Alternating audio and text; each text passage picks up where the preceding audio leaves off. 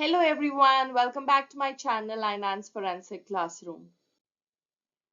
So in the last video, we talked about crime scene note taking. We learned how investigators write down observations, timings, evidence locations, basically everything that is happening at the crime scene.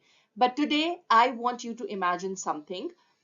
Picture yourself standing in a courtroom, okay? You're holding 3 pages of crime scene notes in your hand, and now the judge's gonna ask you, can you explain the scene to the court?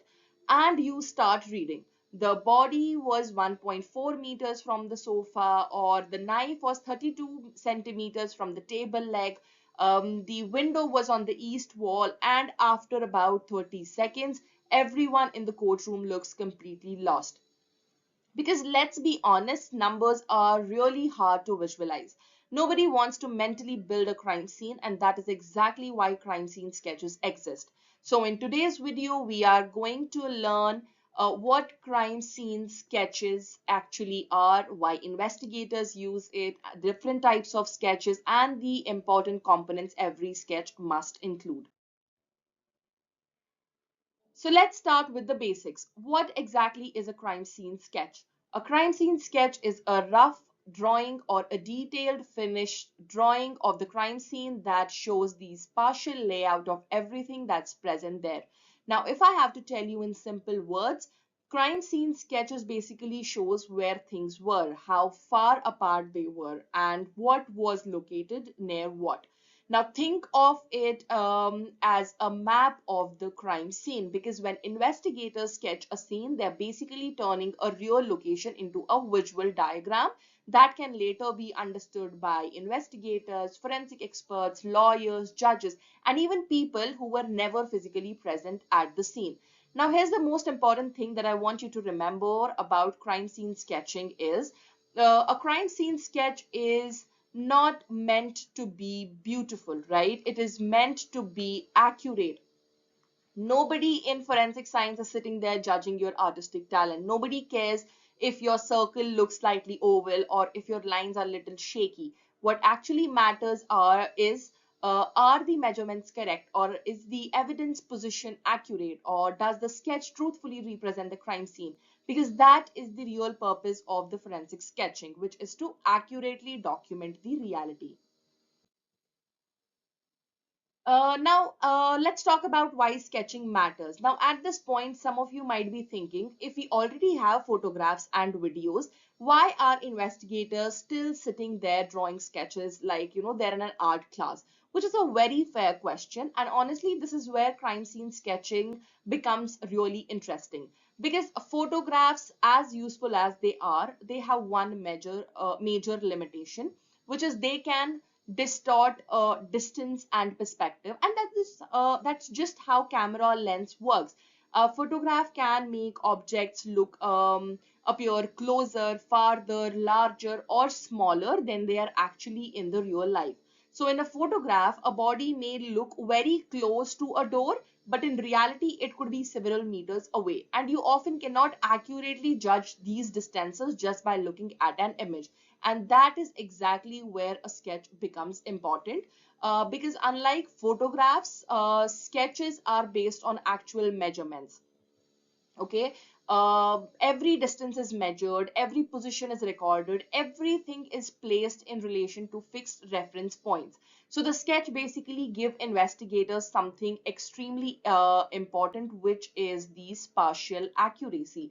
But that's not the only reason the sketches matter. A sketch also shows the relationship between objects very clearly, and that becomes very important during reconstruction.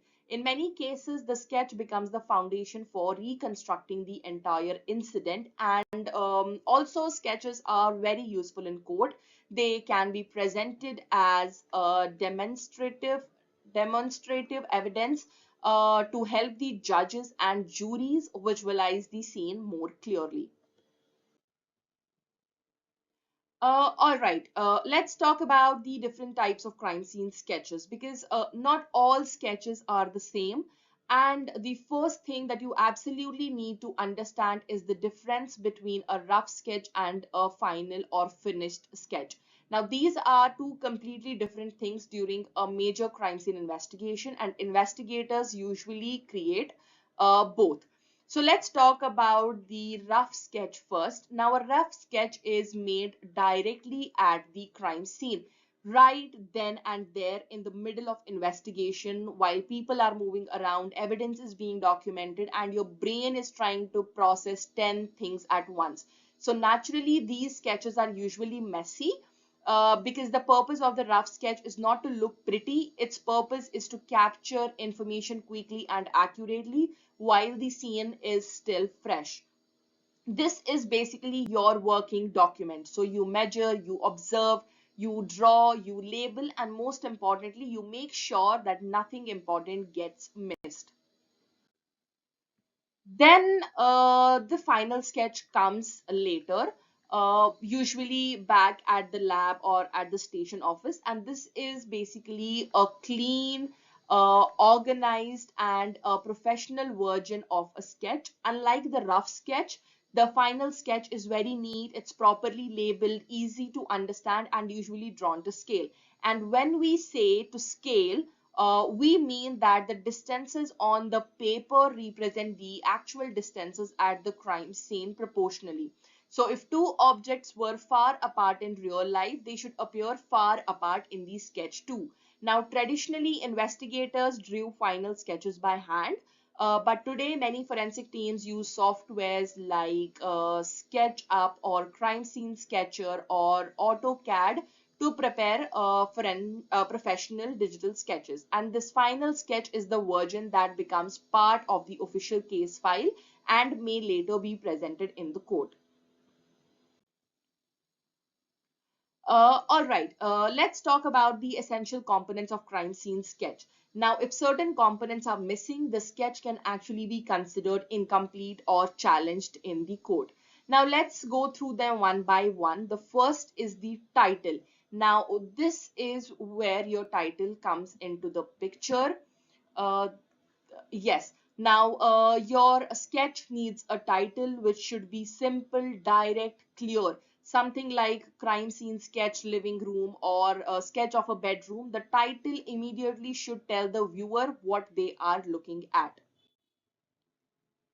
Now, every investigation has an official case number, which is assigned to it. That number must appear on the sketch. That this is exactly what officially connects the sketch to the investigation file. Now, without the case number, the sketch basically loses its identity. Then the third component is date and time. The sketch should clearly mention the date and time it was prepared, because crime scene changes happen over time. Evidence gets collected, objects gets moved, and investigators enter and leave the scene. So the sketch must show when that document was created. The fourth one is the location. Always include the full location of the scene. Don't just write kitchen, bedroom, please. There are millions of kitchens and bedrooms in the world. So write the complete address first and then specify the exact room or area which is being sketched. Then the fifth one is scale.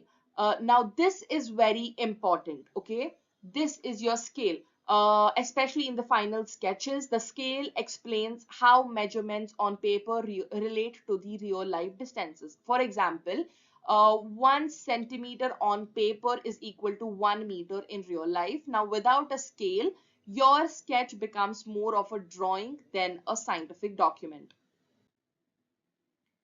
Then the sixth one is compass direction. Now, every sketch needs a north arrow or a compass direction. This tells investigators how the scene is oriented, which wall faces north, which direction was the victim facing. Basically, the compass direction helps you answer all of that. Then the seventh one is a legend or key. Now, a legend or a key explains the symbols that are used in the sketch. For example, what a circle represents, or what an X means, or how evidence markers are labeled. Because without a legend, people start playing, guess the symbol, and that's not ideal in forensic documentation. Then the eighth one is measurements. All important distances must be recorded properly. Now, these are your measurements. Measurements are what turn a sketch from, just a drawing into a actual forensic documentation.